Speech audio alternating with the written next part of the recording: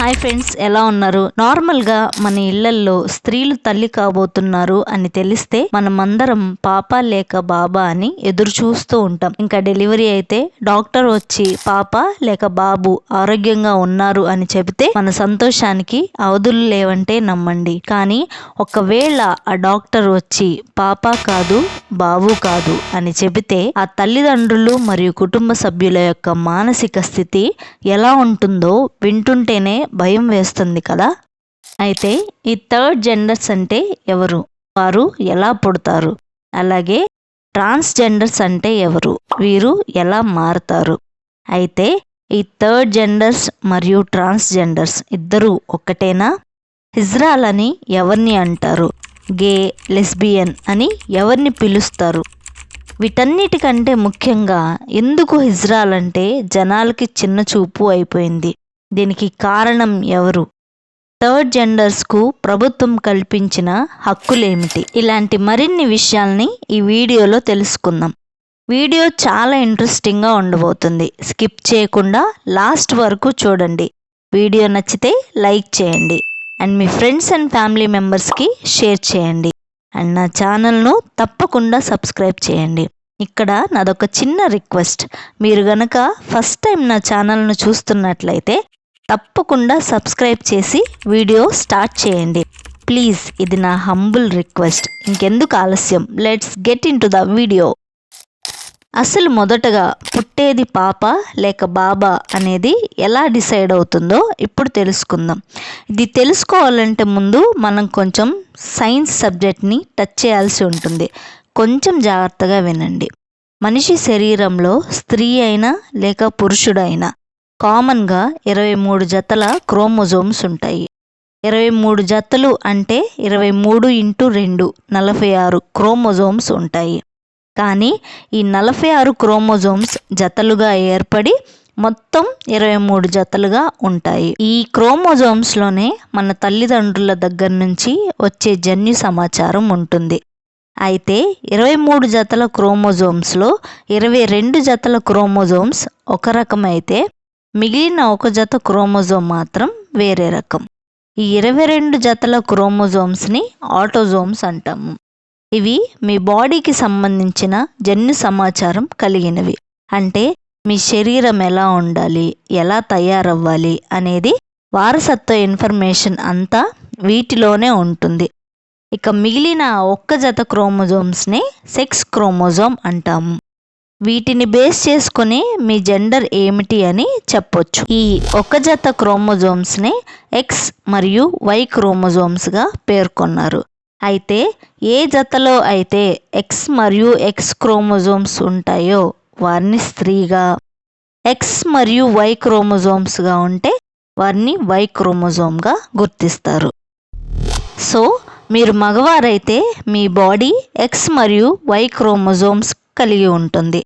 అదే మీరు ఆడవారైతే మీ బాడీలో ఎక్స్ మరియు ఎక్స్ క్రోమోజోమ్స్ ఉంటాయి. అయితే మీకు వివాహం అయినప్పుడు మీకు పుట్టబోయేది అమ్మాయా లేక అబ్బాయా అనేది ఎలా డిసైడ్ అవుతుందో ఇప్పుడు తెలుసుకుందాం. భార్యాభర్తలు సెక్షువల్ ఇంటర్కోర్స్లో పార్టిసిపేట్ చేసినప్పుడు భర్త యొక్క వీర్య కణాలు భార్య గర్భంలోకి చేరి ఫలదీకరణ చెందడం ద్వారా పిల్లలు పుడతారు. సో అసలైన ప్రక్రియ ఈ ఫలదీకరణ జరిగే టైంలోనే జరుగుతుంది. సో ఈ కలయిక సమయంలో స్త్రీల నుండి వచ్చే 2 ఎక్స్ క్రోమోజోమ్స్ లో ఒక ఎక్స్ క్రోమోజోమ్ మరియు పురుషుని నుంచి వచ్చే ఎక్స్ లేదా వై క్రోమోజోమ్లో ఒకటి వచ్చి కలవడం వలన ఫలదీకరణ చెందుతాయి. ఈ ఫలదీకరణ సమయంలో స్త్రీలలో ఈ 2 ఎక్స్ క్రోమోజోమ్స్లో ఒక ఎక్స్ క్రోమోజోమ్ మాత్రమే వస్తుంది. అలాగే పురుషునిలో ఎక్స్ మరియు వై క్రోమోజోమ్లో ఎక్స్ లేదా వై క్రోమోజోమ్ మాత్రమే వస్తుంది. ఒకవేళ పురుషుడి నుంచి ఎక్స్ వస్తే అంతకు ముందే ఉన్న స్త్రీ యొక్క ఎక్స్ క్రోమోజోమ్తో కలవడం వలన మీకు పాప పుడుతుంది. అలా కాకుండా పురుషుల నుంచి వై క్రోమోజోమ్ వస్తే అక్కడే ఉన్న ఎక్స్ క్రోమోజోమ్తో కలిసి XY క్రోమోజోమ్ ఫామ్ అవుతుంది. అంటే మీకు బాబు పుడతాడన్నమాట. దీన్ని బట్టి చూస్తే మీకు పుట్టబోయేది పాప లేక బాబా అనేది పురుషుని మీదే ఆధారపడి ఉంటుంది. అంటే మీ భర్త మీదే ఆధారపడి ఉంటుంది. సో ఇది గమనించుకొని ఎవ్వరు పుట్టినా కూడా స్త్రీని గౌరవించడం నేర్చుకోండి. అంతే తప్ప మీకున్న మగపిల్లవాడి పిచ్చిని బట్టి ఆడపిల్ల పుట్టిందని ఆ తల్లిని మాత్రం అవమానించకండి మరియు కష్టపెట్టకండి. ఇప్పుడు థర్డ్ జెండర్ వారు ఎలా పుడతారు అనేది చూద్దాం. ఒక బిడ్డ ఆడపిల్లగా కాక లేక మగపిల్లవాడిగా కాక ఈ థర్డ్ జెండర్గా పుట్టడానికి కొన్ని కారణాలున్నాయి. సో బేబీ డెవలప్మెంట్ అనేది తల్లి కడుపులోనే జరుగుతుంది. ఈ సమయంలో అయితే తల్లి కడుపులో ఉన్న ఆడపిల్లకైతే స్త్రీ యొక్క ప్రైవేట్ పార్ట్స్ అయిన ఓవరీస్ అనేవి ఫామ్ అవుతాయి. అదేవిధంగా మగబిడ్డకైతే టెస్టిస్ అనే భాగం ఏర్పడుతుంది. కానీ కొన్నిసార్లు తల్లి కడుపులో ఉన్న బిడ్డకు అవయవాలు సరిగా ఏర్పడకపోవడం అనగా ఓవరీస్ మరియు టెస్టిస్ అనేవి ఒక్క బిడ్డకే కలిపి అంటే టెస్టిస్ కలిపి ఏర్పడిపోయి థర్డ్ జెండర్గా పుడతారు. సో వీళ్ళు క్రోమోజోమ్స్ అనేవి XXXY లేదా XXXగా ఉంటాయి. అదేవిధంగా శరీరంలోని సెల్స్కి హార్మోన్స్కి మధ్య సంబంధం లేకపోవడం, అలాగే ముఖ్యమైన హార్మోన్స్ అనేవి డెవలప్ అవ్వకపోవడం వంటివి అమ్మ కడుపులో ఉన్నప్పుడే బిడ్డకు జరగడం కారణంగా చివరికి ఈ థర్డ్ జెండర్గా పుడతారు. సో ఈ థర్డ్ జెండర్ అనేది పుట్టాక వచ్చే జబ్బు మాత్రం కాదు, తల్లి గర్భంలో ఉన్నప్పుడే ఇది చోటు చేసుకుంటుంది. సో చాలా మంది పిల్లల్లో పుట్టుకతోనే కళ్ళు కనిపించకపోవడం, అంగవైకల్యంతో పుట్టడం వంటివి ఎలా అయితే జరుగుతున్నాయో ఇది కూడా కేవలం జన్యుపరమైన లోపమే తప్ప ఆ పుట్టే థర్డ్ జెండర్ చేతిలో ఏమీ ఉండదు. సో ఇలా పుట్టిన వీరిని ఇంట్రోసెక్స్ కింద పరిగణిస్తారు. ఇలా ప్రతి 2000 మందిలో ఒకరికి మాత్రమే ఇలా పుట్టే అవకాశం ఉంటుంది. సో ఇప్పుడు ట్రాన్స్జెండర్స్ అంటే ఎవరో తెలుసుకుందాం. సో పేరులో ఉన్న మాదిరిగానే ట్రాన్స్ అంటే ట్రాన్స్ఫర్మేషన్ జెండర్. ఒక పర్సన్ అబ్బాయిగా పుట్టి వయసు పెరిగే కొద్దీ అమ్మాయిల లక్షణాలు కనుక కనిపిస్తూ ఉంటే, అమ్మాయిలా జీవించాలి అనుకుంటే వారు ఆపరేషన్ ద్వారా లింగ మార్పిడి చేపించుకుంటారు. అదేవిధంగా అమ్మాయిగా పుట్టి అబ్బాయిగా మారిన, అబ్బాయిగా పుట్టి అమ్మాయిగా మారిన వీరిని ట్రాన్స్జెండర్స్ అంటారు. అయితే చాలామంది థర్డ్ జెండర్స్ మరియు ట్రాన్స్జెండర్స్ ఒక్కటే అనుకుంటారు, కానీ కాదు. థర్డ్ జెండర్స్ పుట్టుకతోనే అమ్మాయా లేక అబ్బాయా అనే కన్ఫర్మేషన్ ఉండదు. కానీ ట్రాన్స్జెండర్స్లో వారు పుట్టుకతో అమ్మాయా లేక అబ్బాయిగా పుట్టి శరీరంలో జరుగుతున్న హార్మోన్స్ ప్రభావం వలన వారు ట్రాన్స్జెండర్గా మారుతారు. ఇక థర్డ్ జెండర్ ట్రాన్స్జెండర్స్ కాకుండా మరొక కేటగిరీ వారు కూడా ఉన్నారు. వారే లెస్బియన్స్, గే, బైసెక్షువల్స్. మీరు ఈ పదాలు వినే ఉంటారు. సో వీరు ఎవరు అనేది సింపుల్గా తెలియజేస్తాను. సాధారణంగా మనుషులు ఆపోజిట్ జెండర్ వారికి ఎక్కువ ఆకర్షితులవుతారు.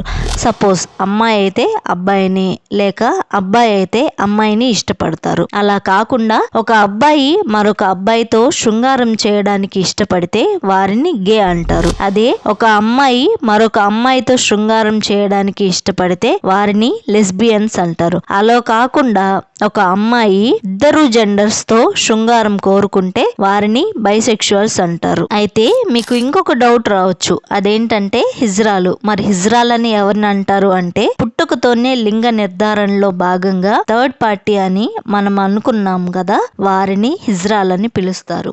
శరీరంలోని హార్మోన్స్ కారణంగా ఎవరైతే ఆపరేషన్ చేయించుకొని పుడతారో వారిని హిజ్రాలని పిలవరు. అయితే మనం చరిత్ర చూసుకున్నట్లయితే పూర్వకాలంలో ఈ హిజ్రాలకు చాలా మంచి పేరు ఉండేది. ఎందుకంటే వీరు చాలా నమ్మకంగా ఉండేవారు మరియు చాలా కష్టపడి పనిచేసేవారు. ఒకప్పుడు ఎంతో మంచి పేరు ఉన్న ఈ హిజ్రాలు ఇప్పుడు ప్రజల్లో చిన్న చూపు రావడానికి కారణం ఎవరంటే బ్రిటిష్ వారు.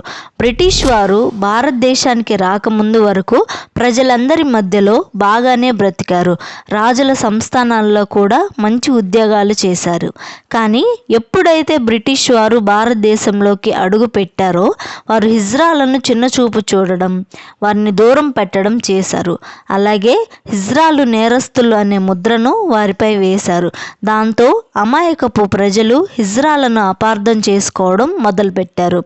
సో అప్పుడు వారిపై మోపబడిన నిందలు బ్రిటిష్ వారు భారత్ను వదిలి వెళ్ళి 75 సంవత్సరాలు అయినా కూడా ఇప్పటికీ వదలలేదు. సో అప్పటి నుంచి ఇప్పటి వరకు వారిని సమాజం నుంచి వెలివేస్తూనే వస్తున్నాం. ఇది ఫ్రెండ్స్ ఈరోజు వీడియో నచ్చితే లైక్ చేయండి అండ్ షేర్ చేయండి. ఛానల్ను తప్పకుండా సబ్స్క్రైబ్ చేయండి. Thanks for watching. This is Dhatri signing off.